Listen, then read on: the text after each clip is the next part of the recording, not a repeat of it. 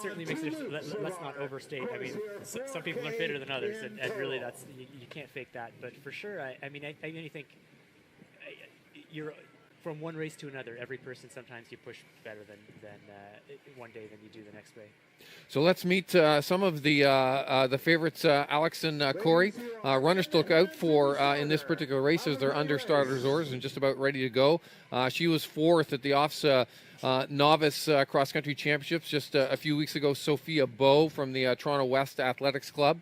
We're also going to be looking for Emily Bryce. She is the OFSA junior champ from the Saugeen Track and Field Club. Olivia Cooper from Edmonton, and she is the U18 Alberta club champion. The Coots twins, Sophia and Chloe from the Toronto Central Toronto Athletic Club. Also Erica Kunanen. She was second in the high school girls championship behind Sigstead. Also Alyssa Freelink. Freelink was fourth at the OFSA Junior Championships just a few weeks ago. She's representing the South Simcoe Dufferin Track Club. We talked about Kendra Lewis as well. Jaden Keeler, she was third at the OFSA Junior. She's running for the South Simcoe Dufferin Track Club, as well as Tiana Lestraco. Lestraco more known for her 800-meter exploits. And then Alicia Lacina, she was fourth at the BC Championships. Chloe Palmer as well, Celia McCabe, Alicia Morris. Those are really all of the favorites in this race. And then, of course, the big one, Sadie Sigstead, last year at just 14 years old, Alex, winning this race going away. She won by over 40 seconds last year. Absolutely extraordinary as a 14-year-old. She's still underage this year for the U18 category. We get our first look at the lead pack here. Of course, as we did in the Masters race, we'll have official splits for you at the 2-kilometer mark. And that is Lewis on the left of the screen with the blue BC top on. And Lewis ran the 1500 at the Youth Olympic Games in Buenos Aires, and that was just a month ago, just 1 month ago. They added cross-country running to the Youth Olympic Games, and there's talk that they might add cross-country to the Olympic Games proper, potentially in years to come. The results for this year, you mentioned Corey, from last year. Sigstead was the winner. Alexa Gold was second. Maggie Smith was fourth. Grace Featherstone was Maggie Smith was third. Grace Featherstone was fourth, and Anna Workman was fifth. They were the top five in this particular race in 2017 on this same course. And as for Sigstead's numbers on the track, over 3,000. She has a PB of 9:44.93 over 1,500 meters, 4:34.90. And again, this is a 15-year-old we're talking about as well. So early on in a race like this, Alex, what's going on with athletes, say in the first 5-6 minutes of a potentially 15-16-minute race for them? Yeah, I mean, normally I would say it's in a race like this, it's all about positioning early on, because it's a big field and they had to funnel down pretty quickly, and it's very, very windy out there.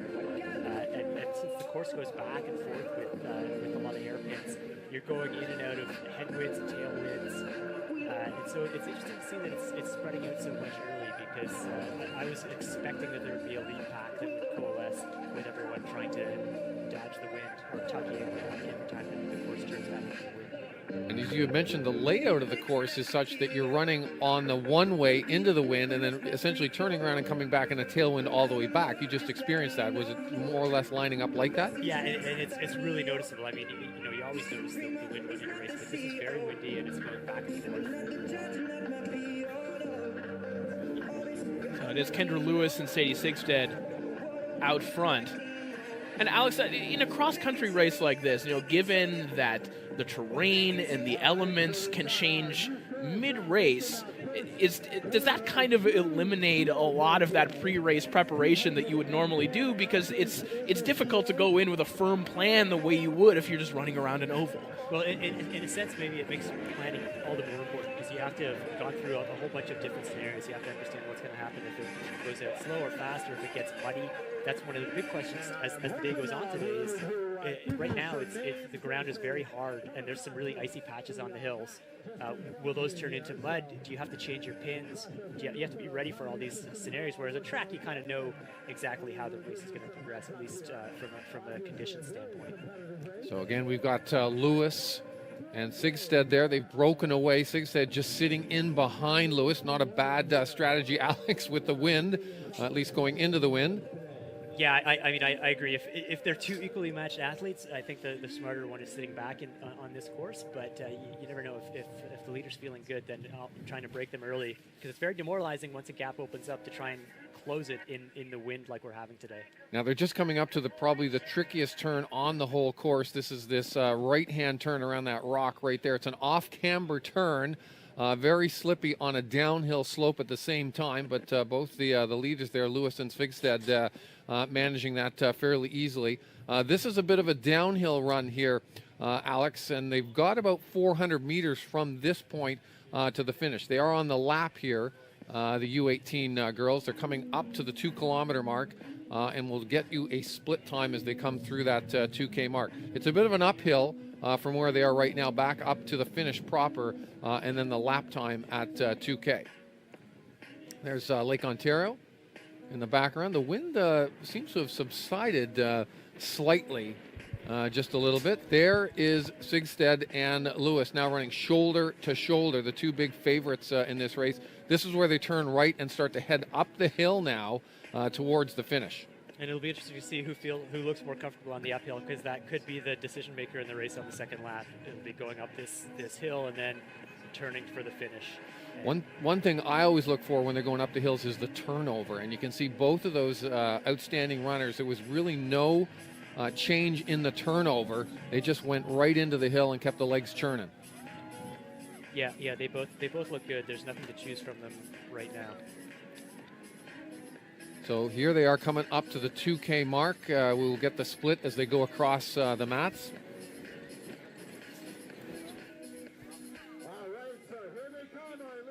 And there they are. It's 6:52 at approximately 2 kilometers for the U18 women. And we do want to welcome back our viewers in Canada. Did have some trouble with our connection, so thank you to everyone here on the back end who got us back up and running. It'll be smooth sailing the rest of the way through. And if you're just tuning back in, you are watching the girls under 18 4-kilometer race here at the Canadian Cross Country Championships. Corey Erdman, Steve Fleck, and Alex Hutchinson with you here in the booth. And leading at the moment are Kendra Lewis and Sadie Sigsted. Sigsted right now out in the lead, just past the 2-kilometer mark, so we are past the halfway point of this race. Sigsted starting to move ahead of Lewis at this point, and this, Alex, is the stretch that's really running dead into the headwind. Yeah, and it looked like when she was going up that hill at the end of the first lap, she looked like she was just a tiny bit stronger, and she's making her bid for it right now. But it's still, she's not managing to put the race away yet. And relatively speaking, I mean, it's only 4 kilometers, so 2 laps of the 2K loop here, and they are on their way to the finish line. And nice to see the two favorites come to the fore. Looks like there's going to be an interesting battle for third. There's a pack of 3 trying to track down that bronze medal. Yeah, the battle for the final spot on the podium. So just an official update on our standings, at least at the 2K split. Of course, Sadie Sigsted, who you see in the lead, followed by Kendra Lewis. They crossed that line at 6:54, 6:55, respectively. They are followed by Kaylee McCabe and Olivia Roussel and Cassandra Williamson.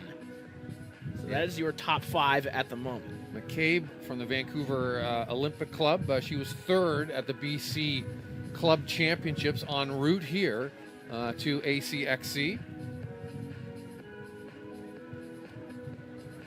And it looked like Lewis was starting to come back on Sigstead. That last shot we had on there she is. So Lewis right back almost on Sadie Sigstead's heels. And this is, Alex, I would think where the mental game starts to come in here. You're getting deep into the race, maybe less than 6 or 7 minutes to go. And there's Kendra Lewis right back on Sadie Sigstead's heels. Yeah, and it's looking like it may come down to that last hill, if not before. I think it's going to be hard for either one of them to break away before the last hill, although they may prove me wrong. Kendra Lewis, as we know, has been competing internationally in the 1500 as well. She likes running in cities named Kingston. She won gold for Canada at the U18 International in Kingston, of course, in Jamaica. A little bit of a different climate. Yeah, and this is a good course for a middle distance runner. You know, they're running 4K. It's firm ground, and it's going to finish with that little uphill right before the final straightaway, and that's great for a middle distance runner. Wow, we got a battle shaping up here, gentlemen. These two are just going at it now. Lewis back into the lead.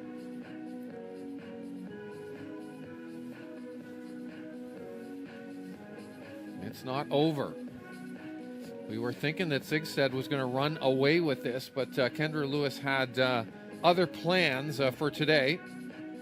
We've got a spectator heroically trying to run alongside them and keep up with them. He's finally given up. A coach, a parent, a friend, a fan doing his bit to urge the runners on.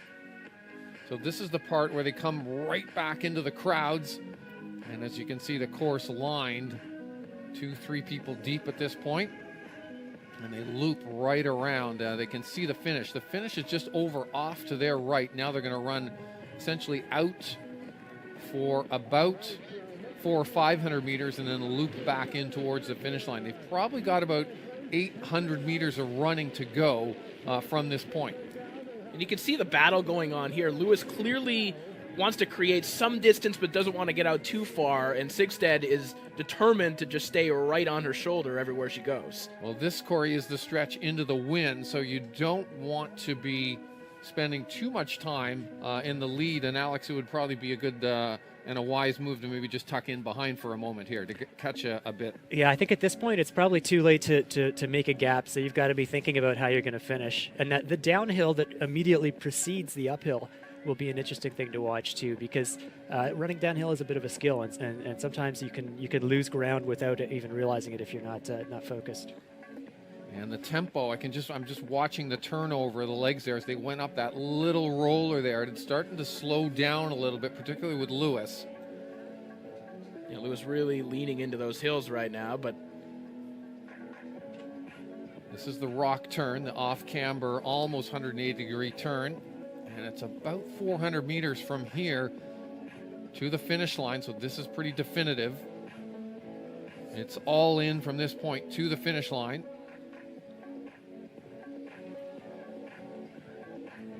Sigstead now right up on Lewis's shoulder, now making a bit of a move. Alex, you had said on that downhill, that's a tricky stretch going down there. The camera doesn't do it justice. They're running pretty much straight downhill at this point. Yeah, it's much steeper than it looks there, and it's a bit slippery too. So it's and then it leads right into that uphill. So this is really where it's going to be decided. These two just trading the lead back and forth right now. They'll turn right momentarily, and then it's uphill pretty much from there all the way to the finish. It flattens out about 50 or 60 meters from the finish line. Here's the right-hand turn. Now the uphill starts. It feels like it's Sigstead who is appearing a little bit stronger right now, but again, it fluctuates so quickly. Well, at this point last year, Sigstead had about a 200 or 300 meter lead going into the finish. He has company today. Every time you think it's the gap is opening up, the other one manages to close it. But there's not a lot of time for more plot twists at this point. It's gonna have to finish now. There are the fans trying to get a good spot to the finish, and here they come up to the finish. Here we go, Sadie Sigstead holding the lead, but Kendra Lewis looked like she had a little bit left in the tank.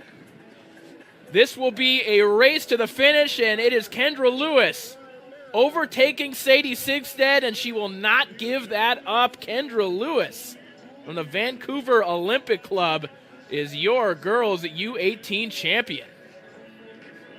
And we believe it's McCabe in third, so that is your podium.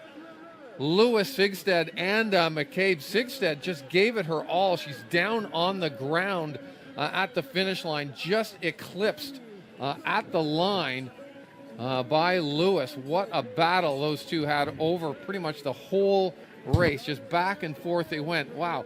Such young runners, but just class and determination, Alex. Really, really impressive. Sometimes you see the best head-to-head sort of knockout matches between the younger runners who haven't sort of been trained into sitting and kicking yet. They just go out. If you counted the lead changes in the last lap there, I don't know, it would have been 20 or something like that. Well, and that was such an interesting finish, too, because in the last 800 meters, I think there was evidence there that suggested that Sadie was looking a little bit stronger. She was starting to have surges. She was starting to open it up a little bit more. And then the final 200 meters, Kendra Lewis just had more left in the tank. Yeah, and in a sense, you wonder if maybe making those moves with 600 to go and 400 to go was maybe sitting back and letting those moves happen was the right move. But it's easy to backseat drive after the race is over. And these are the battles. These are the team battles. Now we haven't mentioned this yet, but cross country is a team sport. There are team honors on the line here, so every place matters for all these runners. For the third, the fourth, even the fifth place runners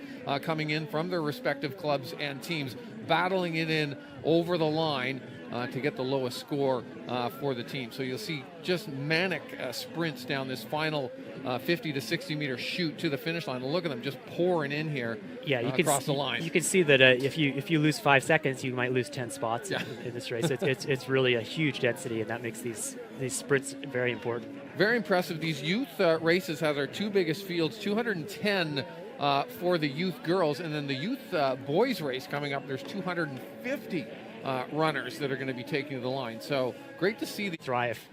Well, speaking of people who thrived, no one better than Kendra Lewis, and she is standing by with our very own Steve Fleck. I am with the winner of the U18 girls race here at the Canadian Cross Country Championships, Kendra Lewis. Congratulations, Kendra. How did the race go for you? Thanks. It was pretty good. I knew it was going to be a fight to the finish, so I really just tried to stay behind Sadie and then put on a really good kick at the end. It was a real battle between you and Sadie Sigstead over the whole of the race, shoulder to shoulder, back and forth. How mentally did that play out for you? Well, I knew she was right in front of me, and I could see that she wasn't speeding up too much, so I was just trying to stick right behind her because I knew that I could try and out-kick her at the end of the race. Did the wind play a factor? Because it's really blowing and the back and forth in the wind. I noticed you were sort of trading the lead over the course of the final 2K. Yeah, I'd definitely say going up those hills in the wind was tough because, it's a hill already hard, and then the wind is pushing you back. So it was tough, but you just kind of had to battle through it. You've had a great year. You've been to the Youth Olympics representing Canada in the 1500 earlier this year. What's up next for you? I don't know, really. I'm just going to keep training and looking forward to track season. I might do a couple indoor meets, so we'll see how it goes. That's awesome, Kendra. Congratulations. Kendra Lewis, your U18 cross-country champion here at the Canadian Cross Country Championships. Corey, back to you in the trailer. Thank you so much.